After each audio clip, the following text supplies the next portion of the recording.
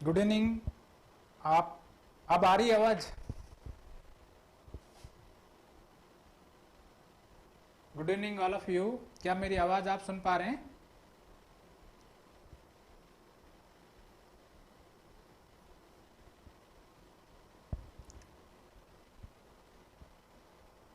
Good evening, good evening.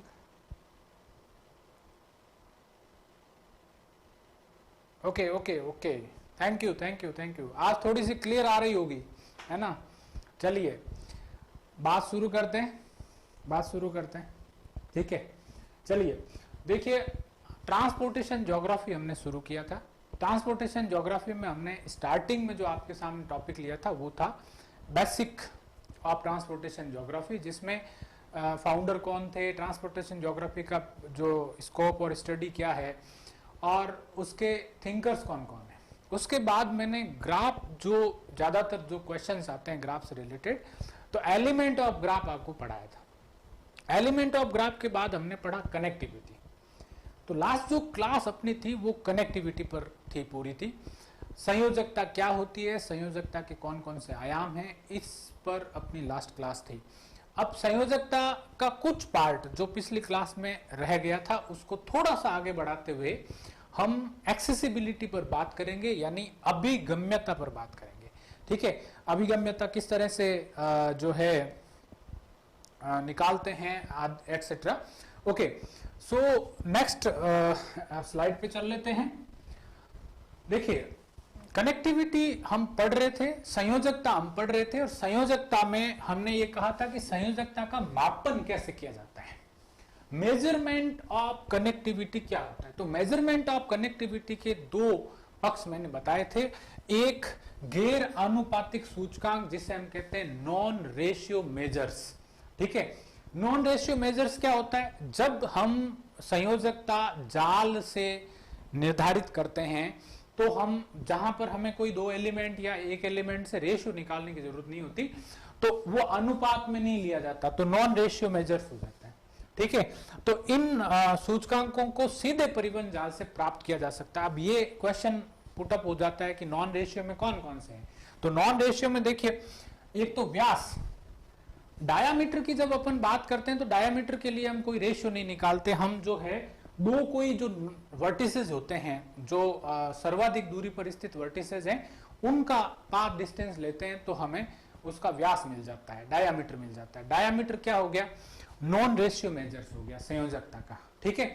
दूसरा measures है साइक्लोमेट्रिक निर्देशांक। मैंने आपको साइक्लोमेट्रिक निर्देशांक कैसे निकालते हैं, कैलकुलेशन करते हैं, उसको बताया था। यदि किसी ने वो क्लास अटेंड नहीं की है तो ट्रांसपोर्ट ज्योग्राफी पार्ट 4 वाली क्लास वो देखेगा तो पता चल जाएगा कि साइक्लोमेट्रिक निर्देशांक क्या होते हैं, कैसे कैलकुलेट किए जाते हैं। नेक्स्ट था एसोसिएट नंबर। हमारी जो पहली क्लास थी उसमें मैंने कुछ पार्ट एसोसिएट नंबर पर बात की थी। कॉनिंग कोड क्या होता है, किस तरह से कैलकुलेट किया जाता है, उस पर मैंने आपको कहा था। तो ये तीनों, यानी अगर हमें ये पूछ लिया जाए कि निम्न में से जो कनेक्टिविटी का नॉन रेशियो मेजरमेंट नहीं है, तो दिखती बात है कि तीन तो ये होंगे ऑप्शन में, चौथा कोई दूसरा होगा। तो यहां पर व्यास, साइक्लोमेट्रिक निर्देशांक और एसोसिएट नंबर, कॉनिंग कोड, कोई भी ऐसा कोई भी माध्यम जो सीधे जाल से हम अगर संयोजकता को निर्धारित कर रहे हैं, सीधे जाल को देखकर हम संयोजकता को निर्धारित कर रहे हैं, तो वो नॉन रेशियो यानी गैर आनुपातिक सूचकांक कहलाता है। बात समझ में आ गई? तो गैर आनुपातिक सूचकांक में व्यास, साइक्लोमेट्रिक निर्देशांक और एसोसिएट नंबर, ये तीनों ही नॉन रेशियो है, ठीक है? नेक्स्ट जो है आगे बढ़ते हैं इस पर। अब रेशियो वाले कौन से हैं, जिसे हम कहते हैं अनुपातिक सूचकांक। देखिए, अनुपातिक जो सूचकांक है, अनुपातिक जो सूचकांक है, उस अनुपातिक सूचकांक में हम कोई एलिमेंट्स के रेशियो लेते हैं, है ना? अब कौन से एलिमेंट्स होंगे उस पर बात हमने लास्ट क्लास में की थी। ये भी पूरा मैंने समझाया था आपको लास्ट क्लास में, तो इसके लिए भी आपको पार्ट 4 वीडियो देखना है यदि आज की क्लास में आप अटेंड करें डायरेक्ट, और पार्ट 4 आपने नहीं देखा है तो पार्ट 4 देखना है। तो रेशियो मेजर्स जो है, इसमें परिवहन जाल के 3 तत्व होते हैं, जैसे या तो मार्ग हो सकता है, या केंद्र हो सकता है, या ग्राफ हो सकता है। इन तीनों में से कोई भी किन्हीं भी, है ना, किन्हीं भी तत्वों के, विभिन्न तत्वों के अनुपात के आधार पर जाल संरचना का यदि विश्लेषण किया जाता है, संयोजकता निकाली जाती है, संयोजकता का विश्लेषण किया जाता है, तो इसे हम क्या कहते हैं, आनुपातिक सूचकांक के नाम से जानते हैं, रेशियो मेजर्स के नाम से जानते हैं। क्लियर? अब रेशियो मेजर्स में कौन कौन से मेजर्स आते हैं, ठीक है, यहां ध्यान रखने वाला विषय। तो देखिए, यदि सूचकांक कौन कौन से प्रयुक्त होते हैं, तो इसमें देखिए जाल के अवयवों के मध्य, यानी अगर हम किसी भी नेटवर्क जो होता है, कोई भी ट्रांसपोर्ट नेटवर्क जो है, परिवहन जाल जो है, उसके एलिमेंट्स लेके उन एलिमेंट्स का रेशियो निकालते हैं। तो अवयवों के मध्य यदि हम निकाल रहे हैं तो कौन कौन से सूचकांक इसके अंतर्गत आते हैं, तो देखिए अल्फा सूचकांक, जिसकी हमने डिटेल में पिछली क्लास में बात की थी, मैंने आपको क्वेश्चंस करवाए थे कि अल्फा सूचकांक कैसे निकाला जाता है, यह भी बताया था कि आपको एक छोटा सा डायग्राम दे दिया जाएगा और सीधे पूछा जाएगा कि अल्फा इंडेक्स इसमें से कैलकुलेट करके बताइए, ठीक है। दूसरा है बीटा इंडेक्स, बीटा सूचकांक, और तीसरा जो है गामा सूचकांक। ध्यान रखना है, अल्फा, बीटा और गामा, ये तीनों ही जाल के अवयवों के मध्य अनुपात वाले सूचकांक हैं, तो ये तीनों सूचकांक रेशियो मेजर्स में आते हैं। एक बात। दूसरा, संपूर्ण जाल, एक तरफ हम यदि कह दें कि एक तरफ तो पूरा नेटवर्क ले लेते हैं और दूसरी तरफ कोई अवयव ले लें, तो उसे हम, उसमें कौन कौन से सूचकांक आते हैं, उसमें हम लेते हैं एटा इंडेक्स। ज्यादातर अब तक यूजीसी नेट की परीक्षाओं में या अन्य परीक्षाओं में जो कैलकुलेशन से रिलेटेड क्वेश्चन आए, वो अल्फा, बीटा या गामा निकालने के क्वेश्चन आए, ठीक है। पर हमें जानकारी होनी चाहिए कि और कौन से इंडेक्सेस हैं, ठीक है। तो उसमें संपूर्ण जाल और अन्य अवयव यदि लेते हैं तो एटा सूचकांक, पाई सूचकांक, ये दोनों इसमें आते हैं। अब अगर हम नेक्स्ट पे चले जाते हैं कि संपूर्ण जाल और बचे हुए अवयव की अगर बात करें, तो यहां पर जो है आयोटा सूचकांक यानी आयोटा इंडेक्स और थीटा इंडेक्स, ये कनेक्टिविटी मेजर्स हैं, रेशियो मेजर्स हैं। तो यहां पर अगर हम यहां से स्टार्ट करें, अल्फा, बीटा, गामा, एटा, पाई, आयोटा और थीटा, ये सारे इंडेक्स रेशियो मेजर्स में, और ये क्या काम आते हैं, ये किसी भी ट्रांसपोर्ट नेटवर्क की जो कनेक्टिविटी है उसको कैलकुलेट करने में काम आते हैं, ठीक है। एक और जो सूचकांक है वो है डेटूर। अब मैं इस पर जो क्योंकि लास्ट क्लास में हमने अल्फा, बीटा, गामा डिटेल में पढ़े, उनके हमने एग्जाम्पल बताए आपको मैंने अल्फा, बीटा, गामा के कुछ क्वेश्चंस भी करवाए, ठीक है। अभी मैं जो छूट गए थे उनके बारे में एक सरफेशियल व्यू आपके सामने रख देता हूं, ताकि आपके सामने कोई अचानक क्वेश्चन आए तो आप उससे थोड़ा सा रिलैक्स फील करें। देखिए, नेक्स्ट जो सूचकांक है वो है पाई सूचकांक, ठीक है। अल्फा, बीटा, गामा, ठीक है, पाई, एटा, और नेक्स्ट जो है वो थीटा और आयोटा, ये इंडेक्स पर बात कर रहे हैं अपन। तो अगर मैं पाई इंडेक्स की बात करूं, ठीक चल रहा है, आपको वॉइस क्लियर आ रही है, विजिबल है स्क्रीन, बताते रहना, नहीं तो कई बार कमेंट में कुछ दिखता नहीं है तो मुझे ऐसा लगने लगता है कि अब शायद कोई या तो कनेक्ट हो गया है या फिर कुछ हो नहीं रहा है। चलिए, तो यहां पर पाई सूचकांक या पाई इंडेक्स निकालने के लिए इसका प्रतिपादन किसने किया, कांस्की। परिवहन भूगोलवेता रहे हैं, बड़े भूगोलवेता हैं, बड़ा नाम है इनका, इंडेक्स में बड़ा, हम स्टार्टिंग में ही कांस्की की बात कर चुके हैं, तो कांस्की ने इसका प्रतिपादन किया था। यह संपूर्ण मार्ग जाल और विशिष्ट भुजाओं के संबंधों का प्रतीक है। एक तरफ तो पूरा नेटवर्क और दूसरी तरफ स्पेसिफिक लिंक्स, स्पेसिफिक लिंक्स, ठीक है, या एजेस, उनके संबंधों का प्रतीक है पाई, ठीक है। इसका फॉर्मूला जो है वो है पाई इज इक्वल टू, ये पाई जो आप जनरली बनाते हैं, पाई इज इक्वल टू मार्ग जाल की कुल लंबाई बटा व्यास की लंबाई। यानी मार्ग जाल की लंबाई में यदि हम डायामीटर को डिवाइड कर दें, ठीक है, तो अगर हम उसमें भाग दे दें तो इसका जो आंसर आएगा वो क्या होगा, पाई सूचकांक होगा, पाई इंडेक्स होगा। Clear, thank you. बिल्कुल अविस्मरणीय व्याख्यान, स्मरणीय रहना चाहिए, क्योंकि परीक्षा में दो स्थितियां होती है, या तो सुना सुना लगता है और या सूना सूना लगता है ना। तो हमें क्या क्या रखना है, सुना सुना होना चाहिए, सूना सूना लगे ऐसा नहीं होना, तो अविस्मरणीय ही रहे। ओके, ध्यानपूर्वक क्लास ले रहे हैं, thank you thank you thank you. Okay, so next जो है एटा सूचकांक, अगला एटा सूचकांक। एटा सूचकांक जो है वो ये भी पाई सूचकांक की तरह मार्ग जाल के फैलाव का सूचक है, सेम है दोनों में, लेकिन मेजर्स बदल जाता है, जो बेस है वो बदल जाता है। यहाँ पर ये फैलाव को ही बताता है, प्रसार को ही बताता है, मार्ग जाल के फैलाव का सूचक है। इसमें मार्ग जाल में किसी केंद्र से निकलने वाले विभिन्न मार्गों की कुल लंबाई में मार्गों की संख्या का भाग दिया जाता है। यानी किसी केंद्र से, अगर मान लो कोई भी एक केंद्र ले लेते हैं और उस केंद्र से कितने मार्ग निकल रहे हैं, ठीक है, किसी केंद्र से निकलने वाले विभिन्न मार्गों की कुल लंबाई में मार्गों की संख्या का भाग दिया जाता है, ठीक है। तो उससे हमें जो इंडेक्स प्राप्त होगा वो इंडेक्स होगा एटा। एटा का जो फॉर्मूला है वो है एटा इज इक्वल टू मार्ग जाल की कुल लंबाई बटा मार्गों की कुल संख्या, मार्ग जाल की कुल लंबाई बटा मार्गों की कुल संख्या। यानी अगर हम जो टोटल नेटवर्क की लेंथ लें और एक तरफ हम एजेस जो हैं उनकी लेंथ लें तो उसको भाग देंगे तो जो आएगा इंडेक्स वो कहलाएगा। अंतर क्यों होता है? अंतर जो है फिजिकल फैक्टर्स की वजह से हो सकता है। तो यहां पर जो है दो स्थान के मध्य प्रत्यक्ष मार्ग पूर्णतया सीधे मार्ग को डिजायर लाइन कहते हैं, ध्यान रखना है। इच्छित रेखा या वांछित रेखा, इच्छित रेखा या वांछित रेखा कहा जाता है, दूरी के रूप में जाना जाता है। डेटूर सूचकांक वास्तविक यात्रा दूरी तथा इच्छित रेखा दूरी का अनुपात है।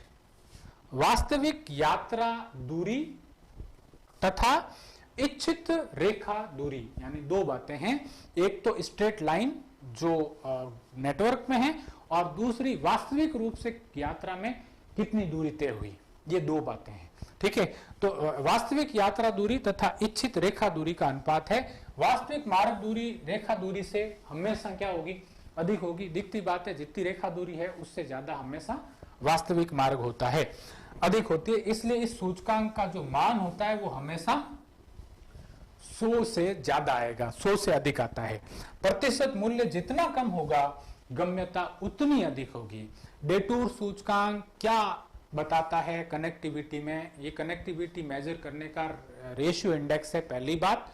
दूसरी बात, ये वास्तविक दूरी और जो रैखिक दूरी है उन दोनों के अनुपात को दर्शाता है। ये क्योंकि रैखिक दूरी से वास्तविक दूरी ज्यादा होती है इसलिए ये हमेशा 100 से अधिक आता है। और जो अगर जितनी ज्यादा परसेंटेज में इसकी वैल्यू आएगी इसका मतलब है गम्यता कम है, और जितनी कम वैल्यू आएगी उसका मतलब है गम्यता अधिक है। ये डेटूर सूचकांक कहलाता है। तो इस तरह से हम जो है अब तक जो बात कर चुके हैं वो है कनेक्टिविटी की। कनेक्टिविटी में हमने क्या पढ़ा था? कनेक्टिविटी के मेजर्स दो टाइप के होते हैं, एक रेशियो, दूसरा नॉन रेशियो। एक आनुपातिक, दूसरे गैर आनुपातिक। गैर आनुपातिक में मैंने आपको 3 बताए, एक जिसे हम कहते हैं डायामीटर, व्यास, दूसरा जिसे हम कहते हैं साइक्लोमेटिक निर्देशांक, ठीक है, साइक्लोमेटिक निर्देशांक, और तीसरा जो है वो है एसोसिएट नंबर जिसे हम कहते हैं कॉनिंग कोड। कॉनिंग कोड में भी हमें मैट्रिक्स बनाने की या 2 एलिमेंट लेने की कोई जरूरत नहीं होती है, डायरेक्ट हम पाथ गिनते हैं। हाईएस्ट जो लेंथ होती है, जो शॉर्टेस्ट पाथ लेंथ होती है वो हम काउंट कर लेते हैं, वही कॉनिंग कोड होता है। तो कॉनिंग कोड भी डायरेक्ट लिया जाता है, तो इसलिए कॉनिंग कोड भी किस में आता है? नॉन रेशियो इंडेक्स में आता है कनेक्टिविटी मेजर्स करने के लिए।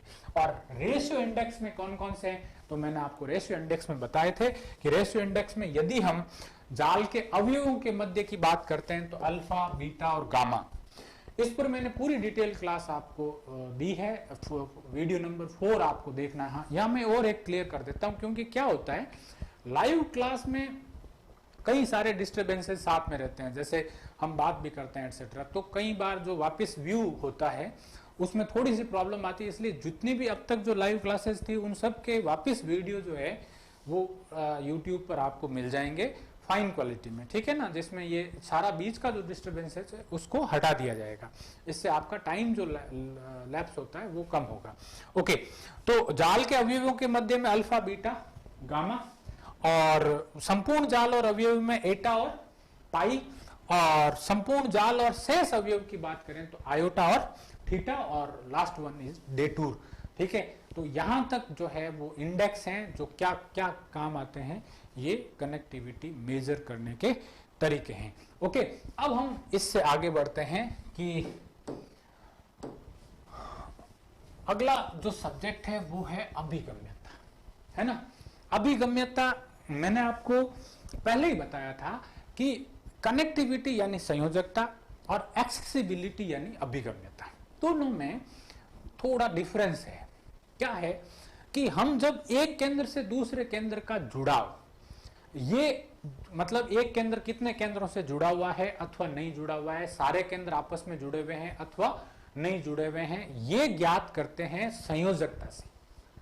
ठीक है, और एक्सेसिबिलिटी क्या है? एक्सेसिबिलिटी किसी एक केंद्र पर कितने स्थानों से पहुंचा जा सकता है अथवा किसी एक स्थान से कितने स्थानों पर जाया जा सकता है, दोनों बातें कॉमन है। जो भी एक ऐसा केंद्र हो जहां से हर स्थान पर जाया जा सकता हो और हर स्थान से उस केंद्र पर पहुंचा जा सकता हो, अगर ऐसा केंद्र है तो इसका मतलब है वो हाईली एक्सेसिबल है, उसकी अभिगम्यता सर्वाधिक होगी। ठीक है, तो अभिगम्यता की जब हम बात करते हैं तो हम क्या करते हैं, पूरा एक नेटवर्क लेते हैं, उस नेटवर्क में हम ये फाइंड आउट करते हैं कि which node, which vertices is highly accessible.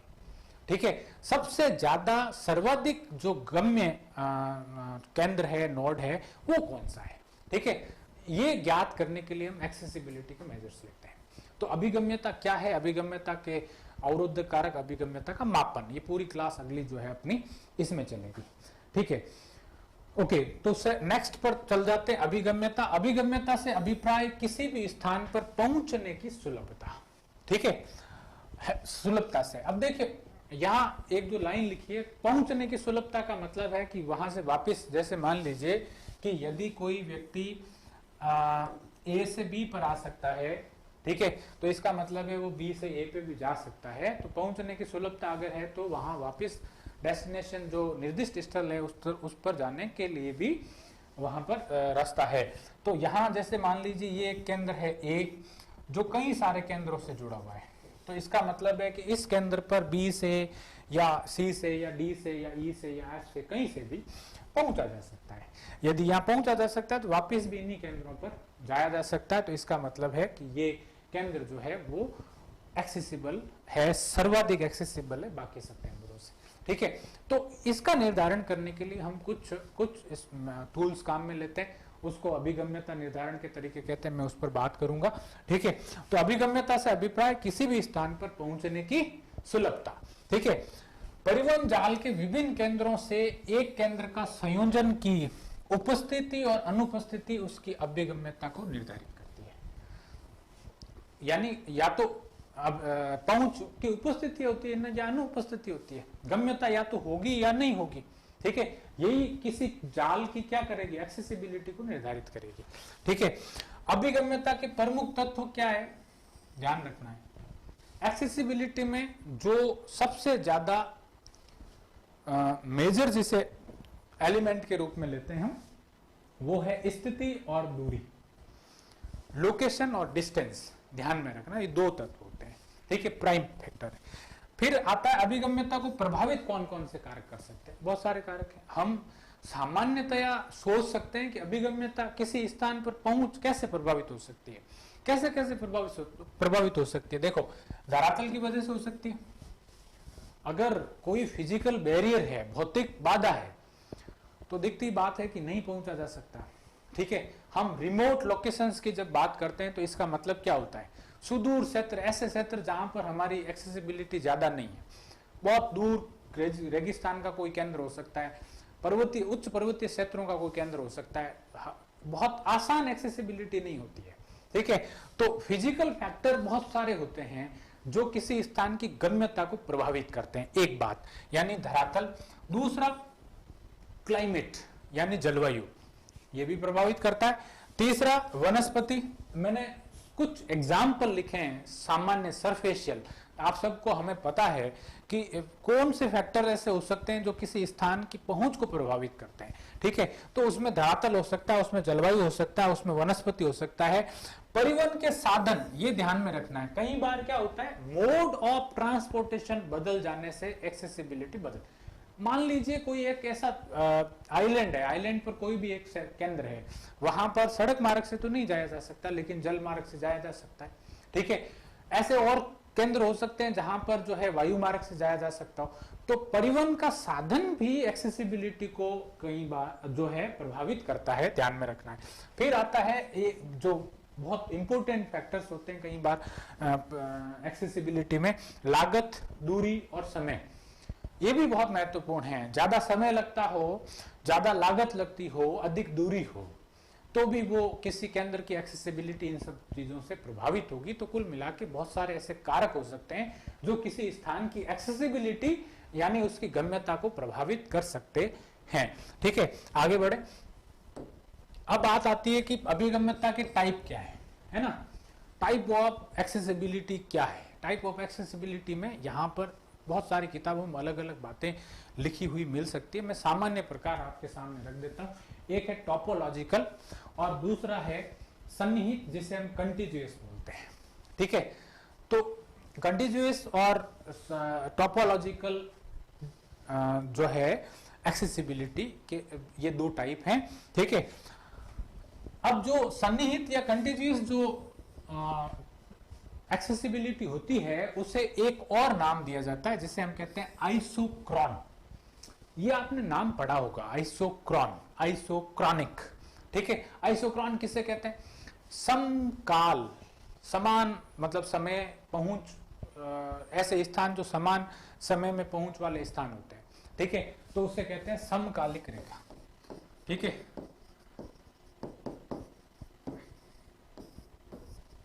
समकालिक, बात समझ में आ गई? तो समकालिक भी जो है आइसोक्रॉन को कहा जाता है, यानी जो सन्निहित एक्सेसिबिलिटी है उसे आइसोक्रॉनिक एक्सेसिबिलिटी के नाम से भी जाना जाता है। तो एक्सेसिबिलिटी के मेजर दो टाइप, टोपोलॉजिकल और कंटिन्यूअस, ठीक है। ये दो जिसे हिंदी में सन्निहित कहते हैं। ओके, आगे बढ़े।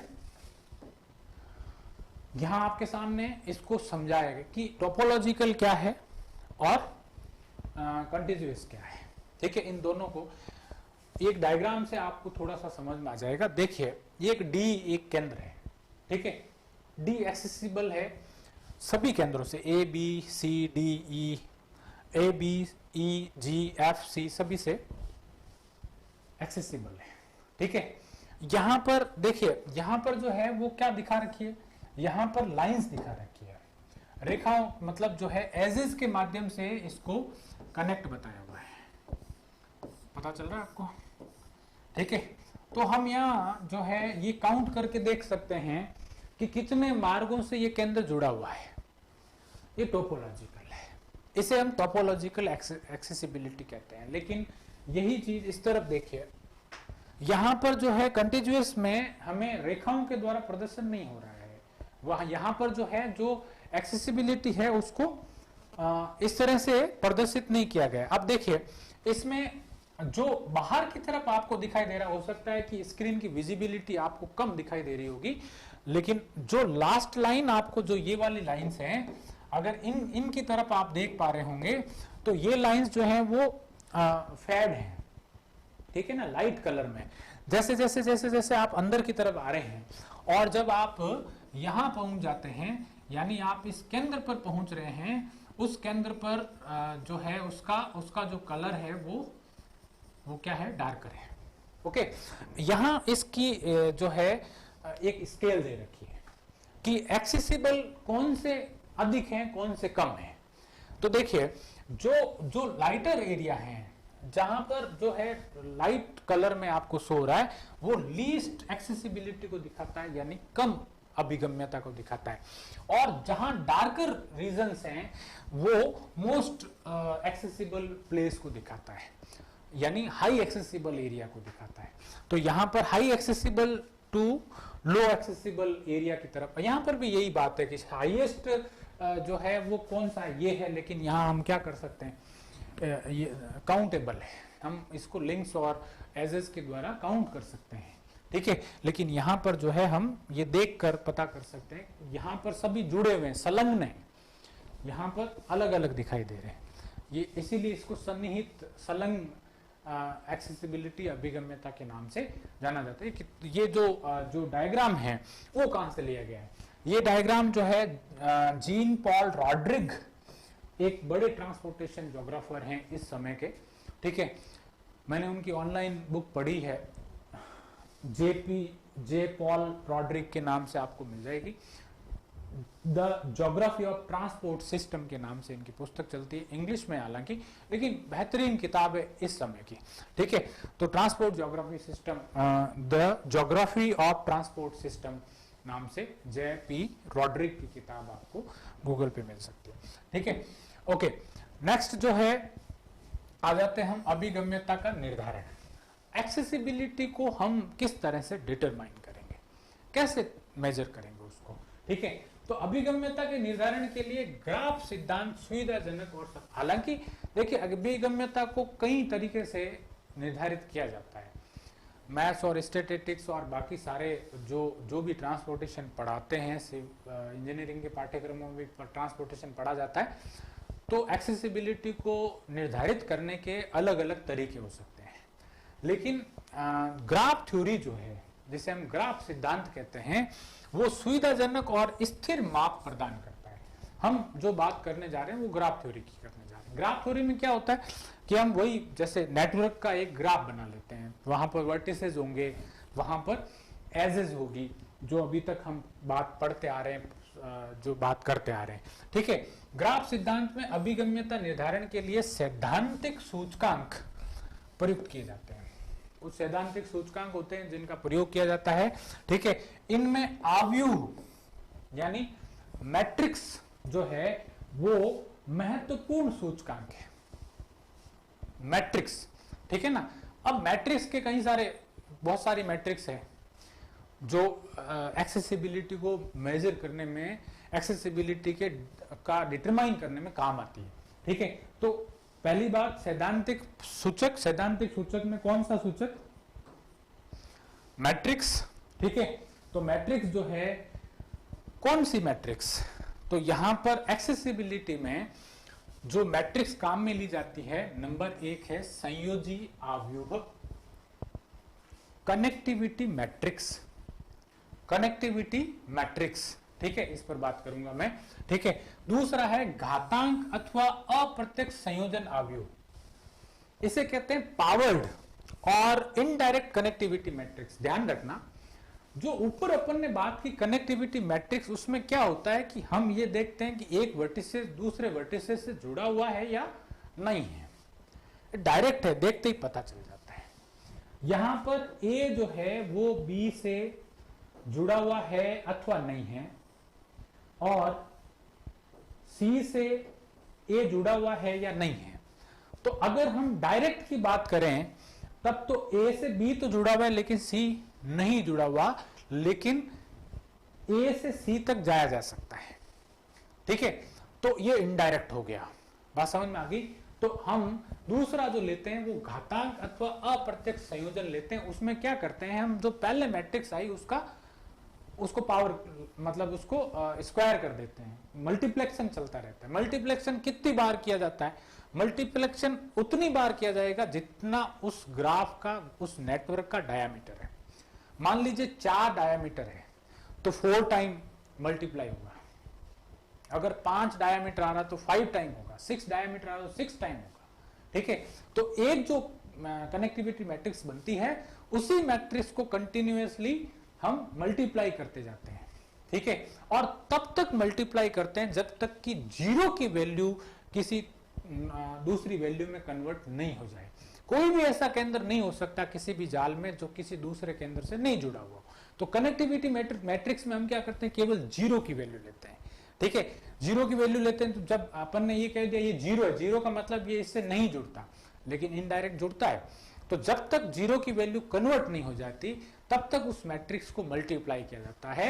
इसलिए हम इस मैट्रिक्स को कहते हैं घातांक अथवा अप्रत्यक्ष संयोजन आव्यूह। ठीक है, ये काफी लंबी प्रक्रिया है, इसकी कैलकुलेशन भी काफी लंबी चौड़ी है, मैं इस पर ज्यादा बात नहीं करूंगा। नेक्स्ट है टी आव्यूह, है ना, इसे मैट्रिक्स टी बोलते हैं और या फिर एक्सेसिबिलिटी मैट्रिक्स यानी अभिगम्यता आव्यूह भी कहा जाता है। ठीक है, ये कुछ मैट्रिक्स है। इसके अलावा जो मैट्रिक्स है उस पर मैं बात करूंगा, वो है हम जब सिंबल कोड की बात करते हैं, सिंबल सूचकांक की बात करते हैं, वो कैसे निकालते हैं उस पर मैं बात करूंगा।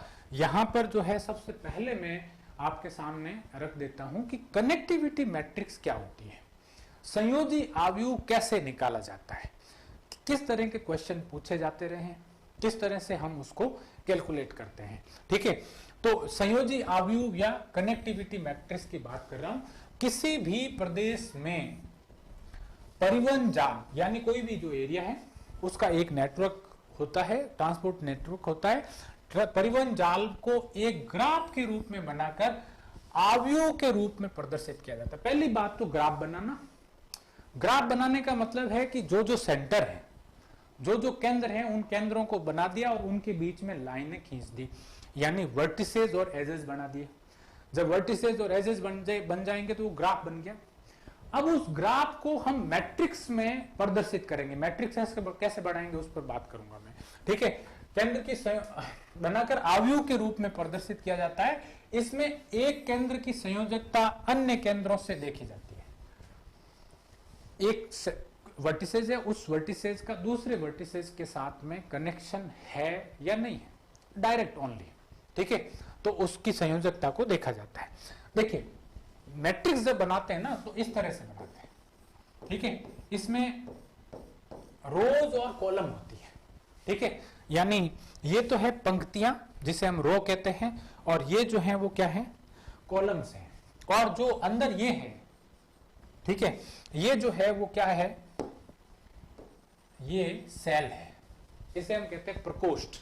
ठीक है, तो ये होगी रो यानी पंक्ति, ये हो गया कॉलम, और इन दोनों के क्रॉस से जो आपके सामने एक चेकर बॉक्स आया वो चेकर बॉक्स हो गया सेल, प्रकोष्ठ। ठीक है, तो क्या क्या होता है यहां पंक्तियों में उत्पत्ति स्थल ध्यान में रखना। जो ये जो पंक्ति है वो तो ओरिजिन हो गया, क्योंकि देखिए, हालांकि फिर मैं वही बात कह रहा हूं कि क्या होता है कि जब हम ये कहते हैं कि ए से बी, ठीक है, तो ए जो है ओरिजिन पॉइंट है और बी जो है वो डेस्टिनेशन पॉइंट है, ध्यान में रखना है। ठीक है, लेकिन जब अपन वापस बात करें तो वही डेस्टिनेशन पॉइंट वापस ओरिजिन से डेस्टिनेशन में कन्वर्ट हो जाता है, इसलिए दोनों में। लेकिन फिर भी हम रो जो होती है उसमें क्या लिखते हैं, उत्पत्ति स्थल लिखते हैं, और स्तंभ जिसे हम कहते हैं यानी कॉलम जो है, यानी ये जो है वो तो ओरिजिन पॉइंट वाले क्षेत्र होंगे, और ये जो है वो क्या होंगे, निर्दिष्ट, जिसे हम जो हमारा लक्षित क्षेत्र है, निर्दिष्ट क्षेत्र है, ठीक है, उनके पॉइंट होते हैं। ठीक है, तो निर्दिष्ट क्षेत्रों को इसमें दर्शाया जाएगा और ओरिजिन नोड को यानी केंद्रों को इसमें दर्शाया। दोनों में एक ही बात है, दोनों को V1 2 V2 3 4 वापस V1 2 3 4 5 जितने भी केंद्र हैं उन सबको हम मैट्रिक्स में इस तरह से दर्शाते हैं। और जो ये सेल है, जो प्रकोष्ठ है, उस प्रकोष्ठ में क्या लिखा जाता है, पंक्तियों और स्तंभों की संख्या। पंक्तियों और स्तंभों की संख्या तय कैसे होगी, कितनी पंक्तियां बनेगी, कितने कॉलम बनेंगे। तो पंक्ति और कॉलम जो होते हैं, स्तंभ जो होते हैं, उनकी संख्या तय होगी वर्टिसेस से।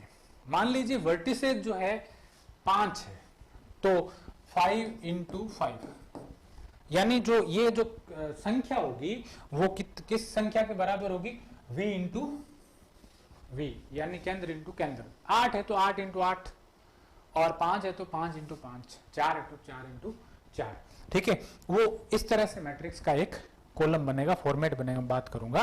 ठीक है, प्रकोष्ठ होती है। अब प्रकोष्ठ में क्या दर्शाया जाएगा, जो स्थान युग्मों के मध्य प्रत्यक्ष संयोजन। ध्यान में रखना है, हम बात किसके कर रहे हैं, कनेक्टिविटी जो मैट्रिक्स की बात कर रहे हैं। कनेक्टिविटी मैट्रिक्स में हम क्या करते हैं, डायरेक्ट कनेक्टिविटी है या नहीं है उसको लिखते हैं। तो प्रकोष्ठ के अंदर प्रत्यक्ष संयोजन डायरेक्ट कनेक्टिविटी होने पर प्रकोष्ठ प्रविष्टि होती है 1 और अगर डायरेक्ट नहीं है तो होगी 0।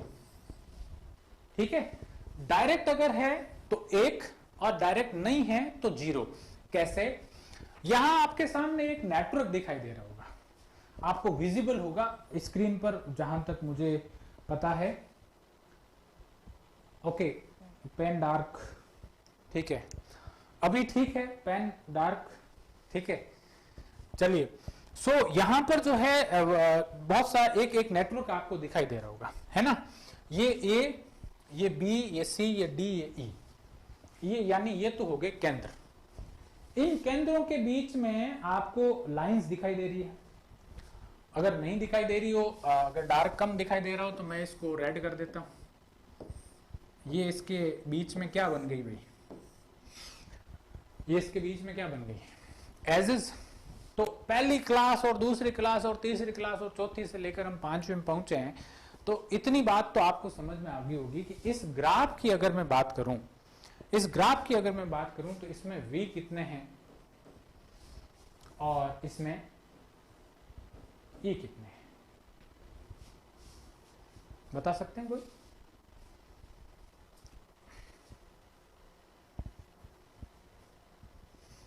वर्टिसेस और एजेस कितने हैं इस ग्राफ में?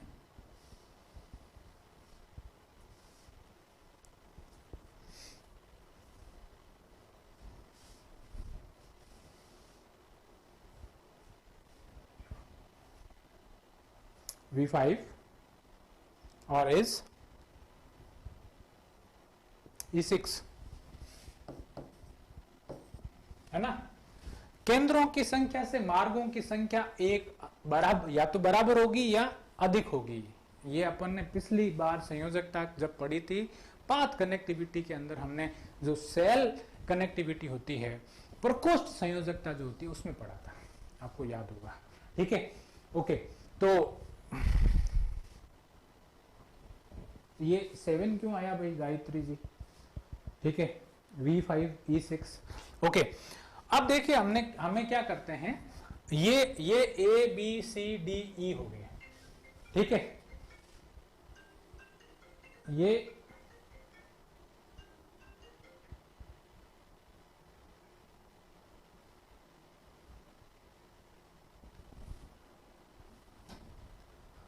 ये A B C D E हो गए। ये क्या है? ओरिजिन, ये डेस्टिनेशन, ठीक है, निर्दिष्ट स्थल और उत्पत्ति स्थल।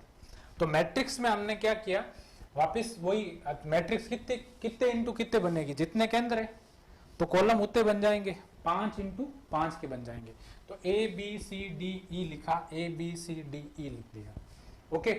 अब हमें सिर्फ और सिर्फ क्या मेजर करना है, डायरेक्ट कनेक्टिविटी को मेजर करना है। डायरेक्ट कनेक्टिविटी अगर है तो 1 लिखना है और डायरेक्ट कनेक्टिविटी नहीं है तो 0 लिखना है। ये कनेक्टिविटी मैट्रिक्स का रूल है, ध्यान में रखेंगे, ठीक है। तो जैसे देखिए A to A की बात करें अगर, तो A to A खुद ही है वो, ठीक है। तो उसमें हमने क्या लिखा, 0, डेस्टिनेशन पॉइंट, ओरिजिन पॉइंट हो गया ये। अब आप A to B आ जाइए, A to B के बीच में कनेक्टिविटी है क्या? हाँ है ना, 1, ठीक है। A to C की कनेक्टिविटी है? हाँ है। A to D की कनेक्टिविटी है? हाँ है। लेकिन A to E की डायरेक्ट कनेक्टिविटी नहीं है, तो ऐसे में हमने यहां पर क्या लिख दिया, 0 लिख दिया। बात समझ में आ गई आपको? ठीक है, वापिस नेक्स्ट पे चले आइए, ठीक है। B to A कनेक्टिविटी है, B to B 0, B to C connectivity है, लेकिन B to D की कनेक्टिविटी नहीं है, 0। B to E की कनेक्टिविटी नहीं है, 0, ठीक है। वापिस C पे आ जाइए, C to A कनेक्टिविटी है डायरेक्ट, C to B की भी डायरेक्ट कनेक्टिविटी है, C to C 0 केंद्र है, C to D 1 C to E एक, ठीक है, और नेक्स्ट D पे आ जाते हैं। अब D में D to A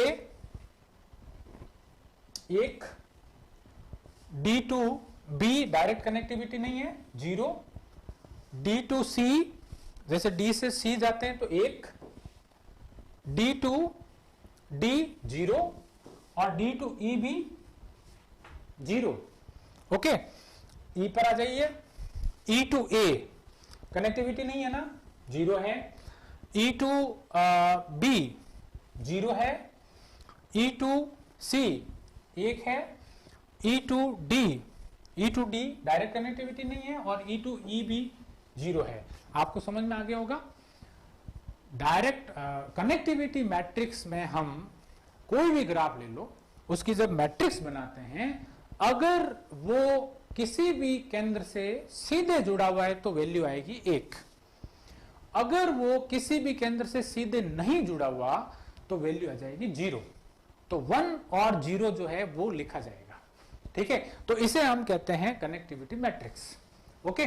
तो मैंने जब लास्ट क्लास ली थी आपको, तब मैंने आपको सिंबल कोडिंग बताई। सिंबल कोड मैं उसको आगे बढ़ाऊंगा अभी, लास्ट में सिंबल और एसोसिएट जो है, सिंबल कोड और एसोसिएट और कॉर्निंग कोड की बात करेंगे अपन।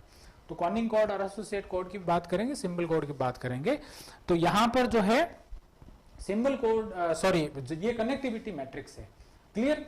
अब आगे बढ़ जाते हैं। आपके सामने एक क्वेश्चन आ गया, ठीक है। आपको खुद को देखना है यहां पर कि किस में कितने जो है यहां पर आएंगे। अब यहां पर आपको केवल और केवल क्या देखना है कि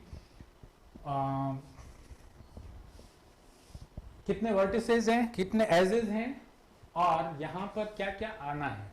ये क्वेश्चन आपके लिए है, ठीक है। और कमेंट बॉक्स में जो है वो आपको क्लियर लिखना है ना कि कौन से के लिए बात कर रहे हो, ठीक है। तो यदि पहले हम सिर्फ ग्राफ की बात करते हैं, ठीक है, तो अगर इस ग्राफ की बात करें तो इस ग्राफ में कितने V हैं और कितने E हैं, वर्टिसेस और एजेस बता दीजिए,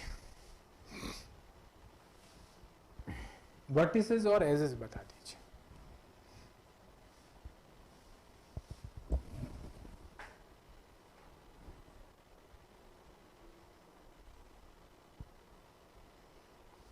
इस ग्राफ में कितने वर्टिसेस और कितने एजेस हैं। हाँ ठीक है, आपको देखते ही पता चल गया डी जो है वो हाईली एक्सेसिबल होगा, ठीक है, देखने से ही पता चलता है। लेकिन काउंट जो है मैट्रिक्स बनाना, वर्टिसेस 6 है और एजेस भी कितने होंगे, 6, एजेस 5, एजेस भी 6 होंगे, गुड।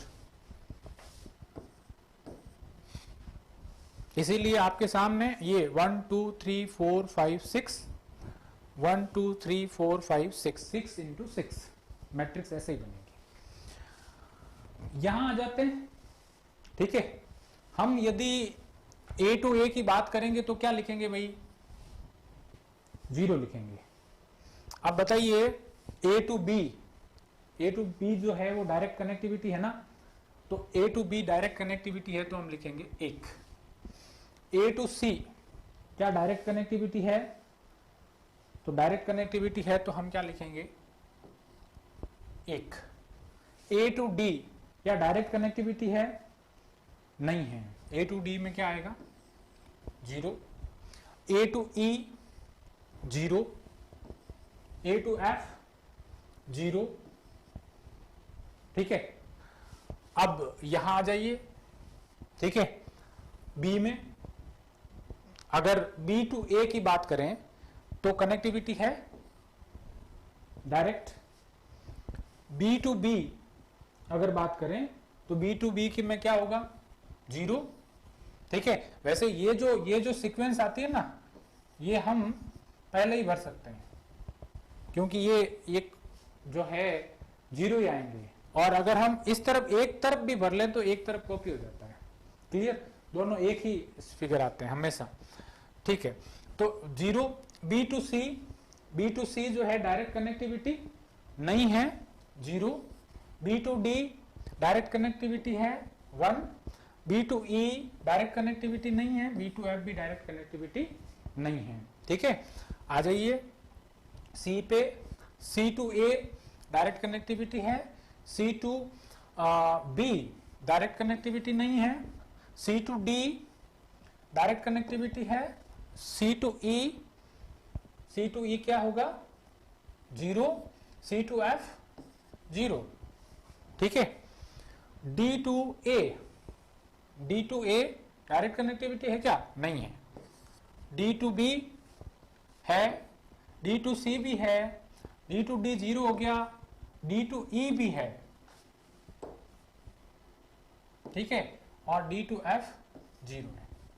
ठीक है, आ जाइए E पे। तो E2A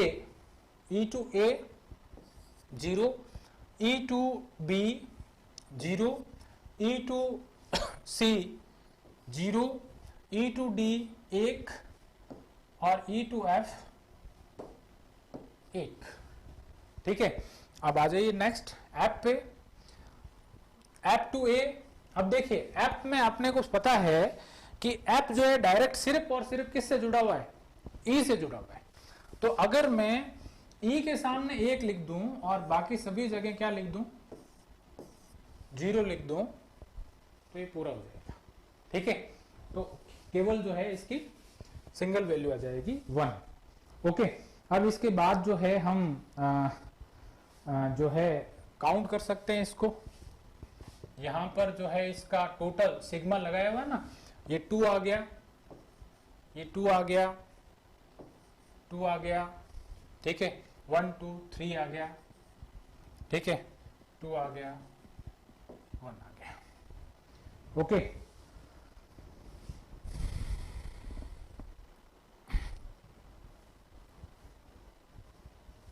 ओके, देख सकते हैं ये कनेक्टिविटी। अच्छा, इधर भी काउंट करेंगे तो भी वही आएगा, 2 2 2 3 2 1। ओके, तो वहां संयोजन हाईएस्ट जो कनेक्शन किसके साथ में डायरेक्ट है? तो हाईएस्ट कनेक्शन डायरेक्ट किसके साथ में आ रहे हैं? डी से। तो हम डायरेक्ट कनेक्टिविटी जो है, कनेक्टिविटी मैट्रिक्स में हम सीधा कनेक्शन देखते हैं कि सबसे ज्यादा कनेक्शन जो है वो किसके साथ हो रहे हैं, किस वर्टिसेस के साथ हो रहे हैं, हाईली एक्सेसिबल हो जाएगा।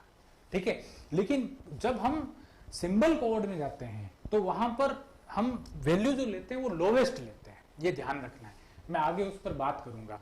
ठीक है, तो यहां आपको पता चल गया होगा। अब देखिए नेक्स्ट जब भी क्लास रहेगी कोई इस तरह की, तब मैं आपको यूजीसी नेट की परीक्षाओं और अन्य परीक्षाओं में किस तरह के ग्राफ के क्वेश्चन आए हैं अब तक, उस पर मैं डिस्कस करूंगा आपके सामने।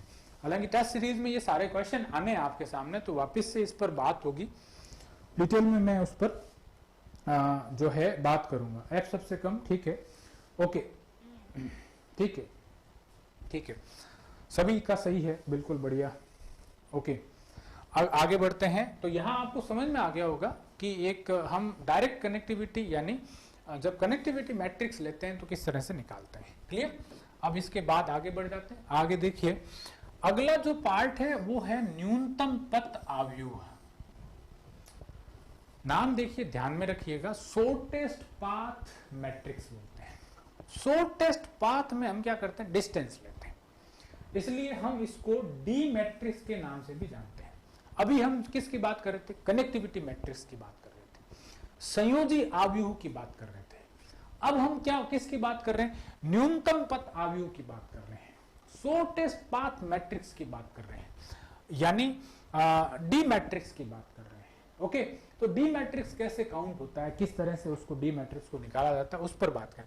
तो ये जो है सिंबल नामक जब ट्रांसपोर्ट ज्योग्राफर रहे, सिंबल महोदय ने न्यूनतम पथ आव्यूह में स्थान युग्म के मध्य उनकी गम्यता निर्धारण के लिए कुल मार्गों की संख्या को दर्शाकर उनके मध्य न्यूनतम पथ दूरी का प्रयोग किया।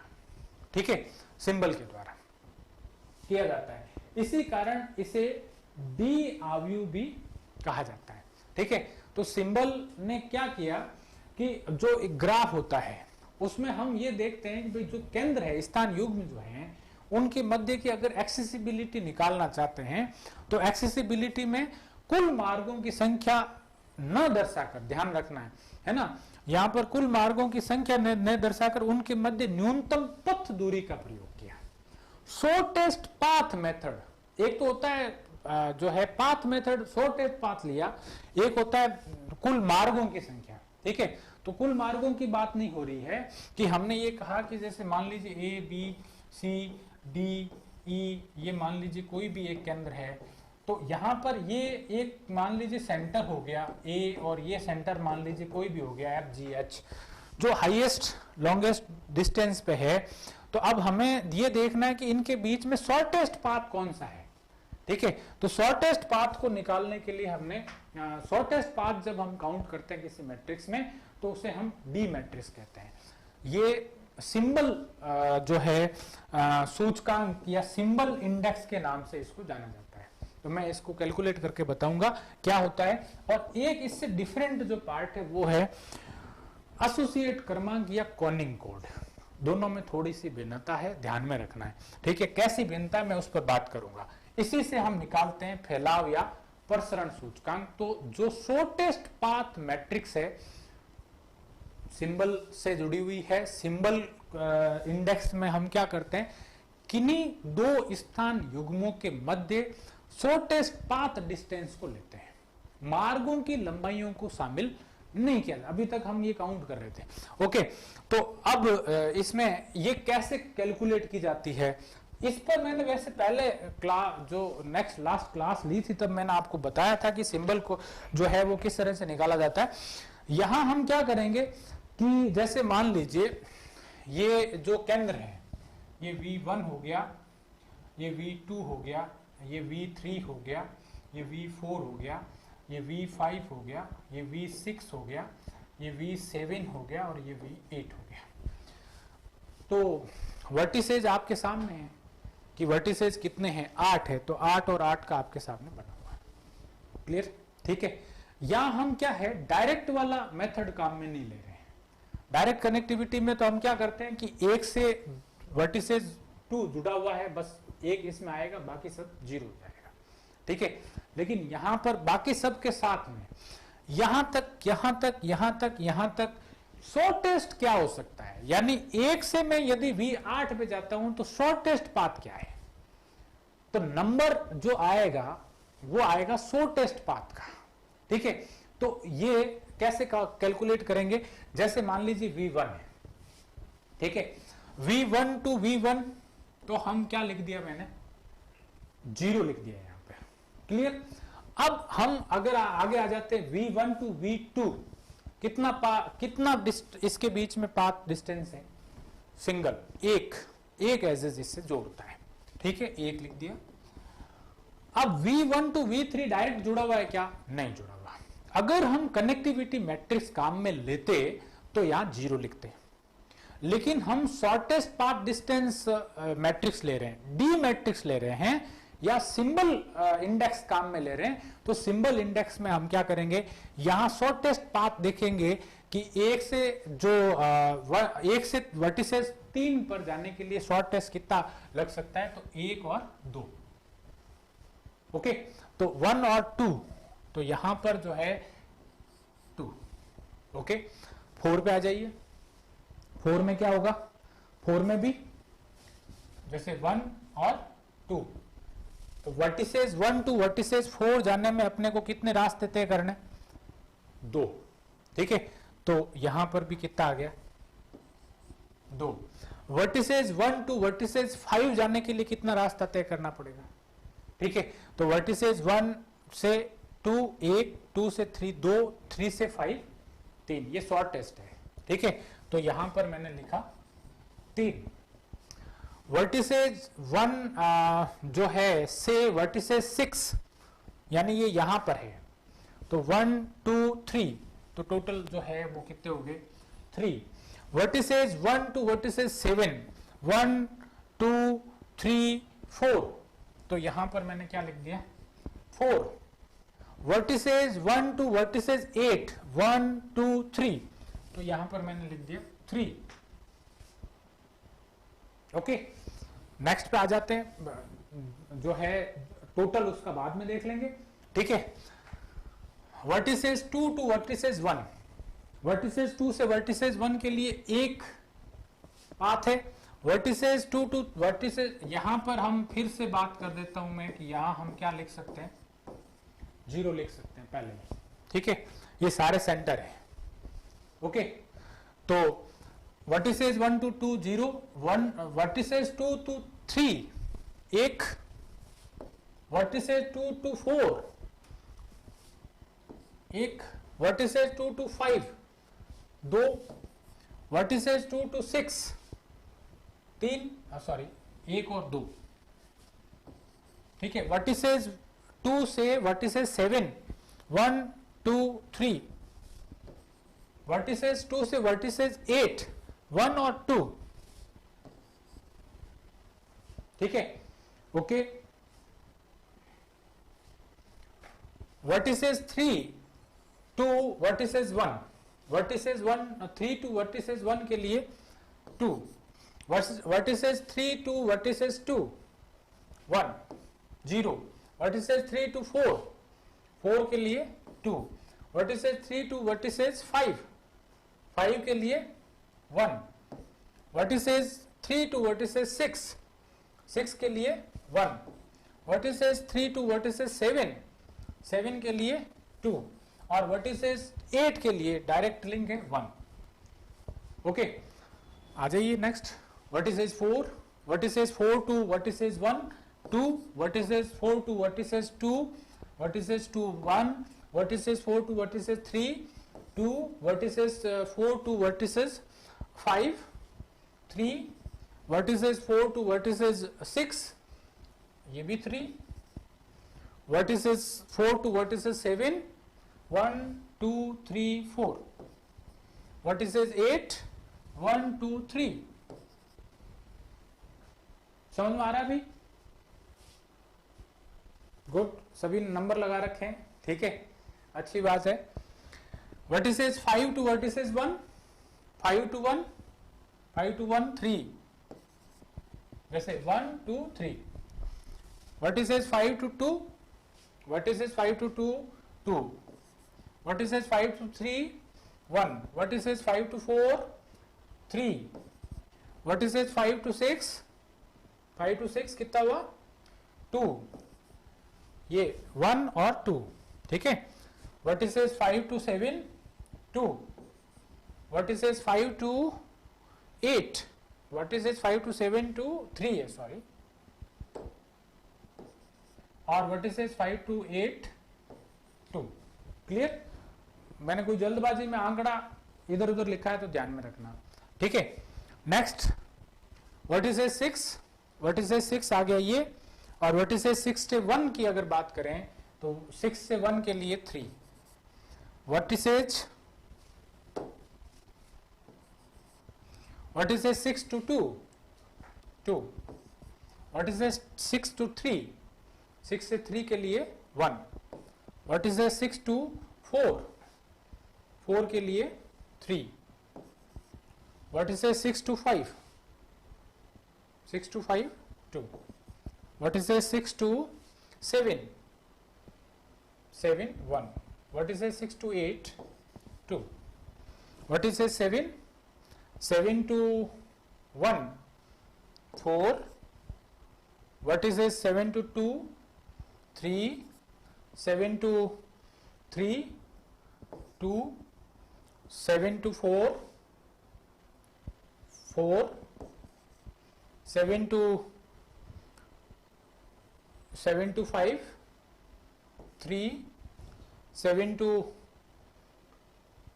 6 1, 7 टू 7 0, 7 टू 8 3, 8 पे आ जाते हैं, last one 8 to 1 8 to 1 3, 8 to 2 8 to 2 कितने होंगे 2, 8 to 3 8 to 3 1,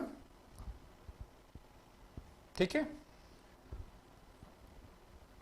8 to 4 3, 8 to 5 8 to 5 2, 8 to 6 8262 और 827 8273 8280। क्लियर? इसको कैलकुलेट कर सकते हैं। कैलकुलेट करेंगे, देखिए 1 2 3 2 5 3 8 और 3 11 और 4 15 और 3 18। ओके, अब आप कंटिन्यूअसली आप इसका काउंट कर सकते हैं कि कितना कितना काउंट आ रहा है। ये 18 होगा, 12 1 2 3 2 5 7 12। ओके, नेक्स्ट 10, नेक्स्ट जो है वो है 18, नेक्स्ट जो है वो है 16,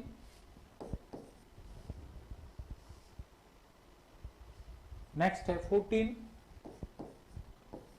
20 और 16। सेम इस तरफ हो जाएगा।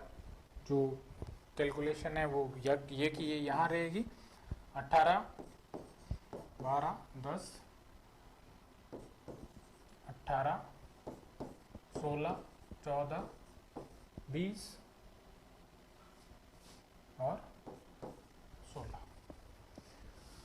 ओके, व्हाट इज 7 हाँ, व्हाट इज 7 में 20 उल्टा थोड़ा सा गड़बड़ हुआ है। 14 18 12 10 10 18 16 14 20 60। व्हाट इज 720 लिखा है ना भाई, और व्हाट इज 720। ओके, हाँ, अब यहां पर अगर हम ये कहें कि हाईली एक्सेसिबल कौन सा है, यानी सबसे ज्यादा अभिगम्यता किसकी, ध्यान रखिएगा। अभी हमने यहां पर जब बात की थी तब मैंने कहा कि हाईली एक्सेसिबल कौन है, तो हमने किस पर बात की थी, डी, जो कि क्या है, लोवेस्ट वैल्यू है ना, जब अपन कनेक्टिविटी मैट्रिक्स की बात कर रहे हैं। यहां पर देखिए, आ जाइए, क्या लिखा है, सॉरी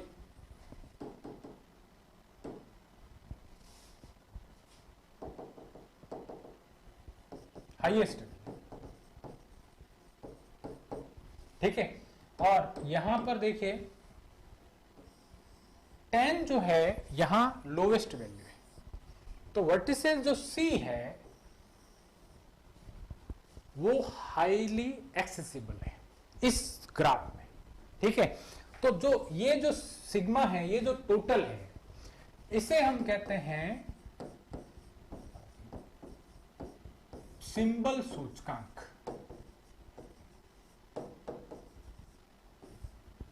इसे हम क्या कहते हैं, सिंबल सूचकांक कहते हैं। क्लियर, ध्यान में रखेंगे, सिंबल इंडेक्स के नाम से इसको हम, तो ये जो टोटल हमने किया है वो सिंबल है। तो सिंबल इंडेक्स में हम क्या करते हैं, शॉर्टेस्ट पाथ डिस्टेंस लेंगे, यानी न्यूनतम पथ आव्यूह लेंगे। तो क्वेश्चन को ढंग से देखना है, क्या पूछ रहा है, क्या कैलकुलेशन करवाना चाहता है। हालांकि आंसर में कोई फर्क नहीं पड़ेगा, अगर वो एक्सेसिबिलिटी पूछ रहा है तो चाहे आप कनेक्टिविटी मैट्रिक्स से आए और चाहे आप सिंबल इंडेक्स से आए, कोई फर्क नहीं पड़ेगा, आंसर सेम रहेगा। बात समझ में आ गई आपको, ठीक है। चलिए, इसमें जो अगर मैं आपके सामने ये कहूं, अब यहां एक पार्ट रह गया, दैट इज कॉनिंग कोड। मैंने आपको कहा था कि कॉनिंग ने 1930 में इंडेक्स दिया, ठीक है। इंडेक्स क्या था कि हमें क्या करते हैं, शॉर्टेज जो पाथ है, जैसे मान लीजिए कोई भी एक ग्राफ है, जैसे ये ग्राफ है, इस ग्राफ के अंदर जो है हाईएस्ट लेंथ पर स्थित दो केंद्रों पर, जो हाईएस्ट दूरी पर जो स्थित दो केंद्र जो है, स्थान युग्म जो है, उनके बीच में डिस्टेंस कितनी है। कोई भी केंद्र ले लीजिए, उसकी हाईएस्ट से दूरी कितनी बनेगी, जो दूरी बनती है वो उसका कॉनिंग कोड होता है, एक तरह से डायमीटर के आसपास, ठीक है।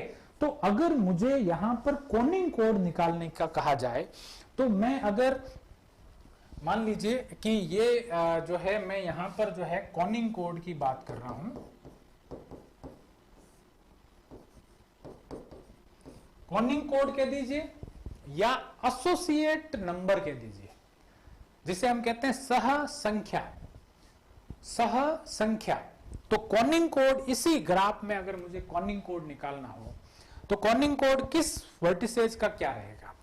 जैसे मान लीजिए V1, अब V1 का कॉनिंग कोड कितना होगा, तो V1 से हम हाईएस्ट डिस्टेंस पर चले जाएं, ठीक है।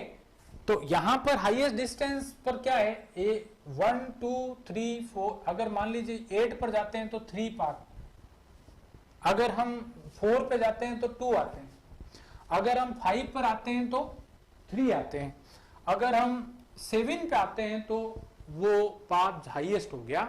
तो इसका एसोसिएट V का V1 to V7 काउंट होगा, ये डायमीटर भी है इसका, ठीक है।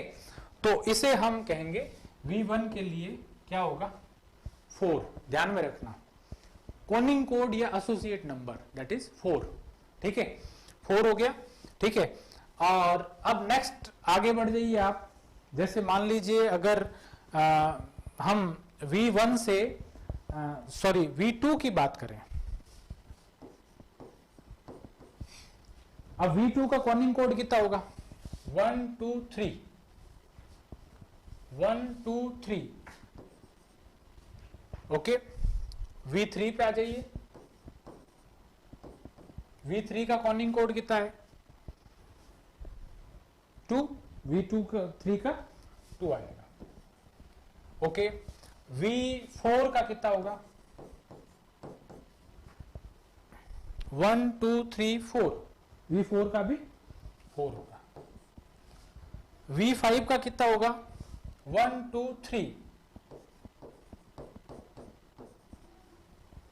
V6 का कितना होगा, V6 का, तो V6 जो है उसका जो कोड है वो 3,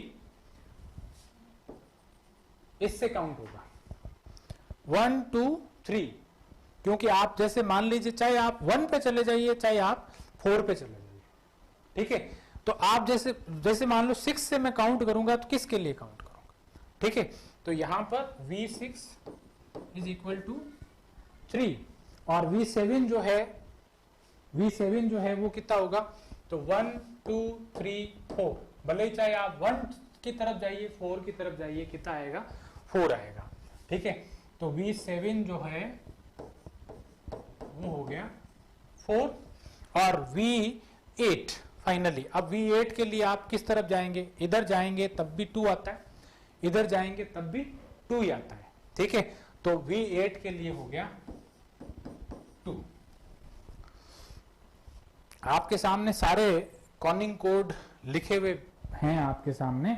अब आप देख सकते हैं कि यहां पर जो है एक कॉनिंग कोड जो है वो आया 2, किसका आया V3 का आया।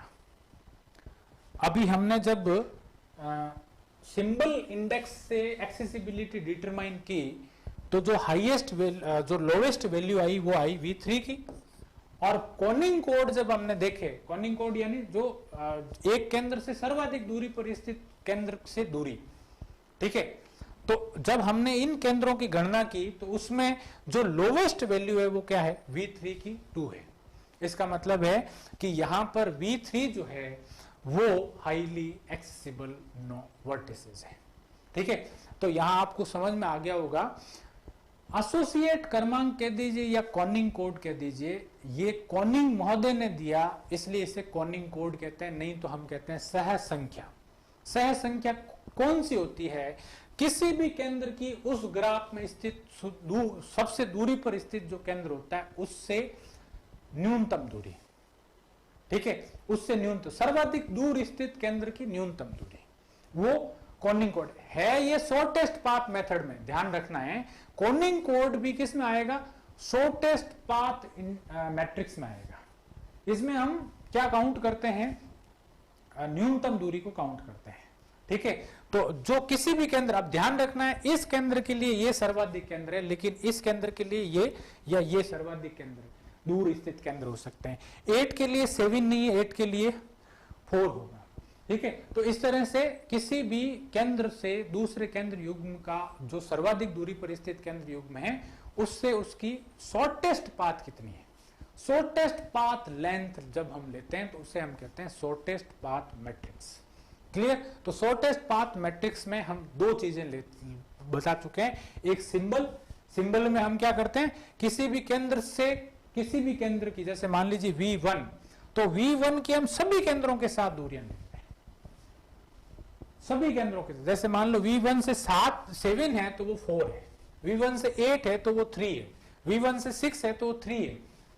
दोनों में फर्क क्या आया कि जब हम सिंबल ले रहे हैं तो सिंबल में हम एक केंद्र की सभी केंद्रों से दूरियां लेते हैं, और जब हम कॉनिंग कोड लेते हैं तो कॉनिंग कोड में हम लेते हैं उस केंद्र की उस ग्राफ में स्थित सबसे दूर स्थित जो केंद्र है उससे दूरी, वो भी शॉर्टेस्ट, ठीक है। शॉर्टेस्ट पाथ कौन सी है, तो जितने मार्ग जो है उसमें जो सबसे कम वैल्यू आएगी वो एक्सेसिबल होगा, सिंबल में सबसे कम आएगी वो एक्सेसिबल होगा। लेकिन कनेक्टिविटी मैट्रिक्स में हम एक केंद्र का प्रत्यक्ष संयोजन देखते हैं। जैसे मान लीजिए एक यदि 2 से जुड़ा हुआ है तो 1 आएगा, बाकी सभी के साथ 1 क्या हो जाएगा, 0। अगर मान लीजिए मुझे यही ग्राफ कनेक्टिविटी मैट्रिक्स के लिए दे दिया जाता तो यहां 1 to 2 जो है वो 1 आता और बाकी सभी क्या आ जाते, 0 हो जाते। बात समझ में आई आपको। तो ये कनेक्टिविटी मैट्रिक्स जो है वो काम में लिया जाता है, इसे हम सिंबल, इंडेक्स और कॉनिंग कोड के नाम से भी जानते हैं। ये शॉर्टेस्ट पाथ मैट्रिक्स, या चूंकि इसमें डिस्टेंस काम में लेते हैं इसलिए इसको डी मैट्रिक्स भी कहते हैं। ओके, तो यहां आपको कनेक्टिविटी मैट्रिक्स और शॉर्टेस्ट पाथ मैट्रिक्स में फर्क समझ में आ गया होगा। जो पहली क्लास मैंने ली थी उसमें आपके दिमाग में एक कंफ्यूजन क्रिएट हुई होगी, पहला वीडियो आप देखिएगा, उसमें भी लास्ट में हमने कॉनिंग कोड की बात की है, सिंबल इंडेक्स की बात की है। तो उससे अब आपको ध्यान में आ गया होगा कि ये दोनों तरीके, इसमें सिंबल इंडेक्स है, उसमें कनेक्टिविटी मैट्रिक्स है। ओके, यहां अपनी ये क्लास पूरी होती है। नेक्स्ट क्लास की जो है ये आपको सब्सक्राइब कर देना चैनल, इस पे आपको नेक्स्ट क्लास और किस सेगमेंट की होगी वो आपको जानकारी मिल जाएगी, ठीक है। बाकी जो पीडीएफ है मेरे हिसाब से जो भी नहीं आई है आज की क्लास के साथ ही मैं डाल देंगे, बिल्कुल। क्या नाम है, राजा राम जी, बिल्कुल जियो स्पाशियल टेक्निक पर भी बात करेंगे, बिल्कुल करेंगे, ठीक है। ये जो अभी जो वीडियो सारे हैं वो सारे वीडियो जो है मैं री एडिट कर रहा हूं और इन सबको जो है वापस आपके यूट्यूब पे अपलोड कर रहा हूं, ऐप पे भी अपलोड कर रहा हूं, देख सकते हैं आप, ठीक है। तो इसमें जो भी अपनी बीच की बातचीत है वो सारी हटा दी जाएगी, ठीक है। ओके, लाइक शेयर सब्सक्राइब जो है वो आपको करना है, ठीक है। और ये भी वो आपके ऊपर बोझ लेके मत करना, ठीक है। Okay, thank you Kailash Chand ji, Godara साहब और रवि सारण जी। ओके, एनीबॉडी और कोई क्वेश्चन किसी का इस संबंध में हो तो बता सकते हैं, नहीं तो फिर क्लास ओवर करते हैं। 10 आज तो 10-21 हो गए, ज़्यादा लंबी क्लास हो गई। Thank you so much.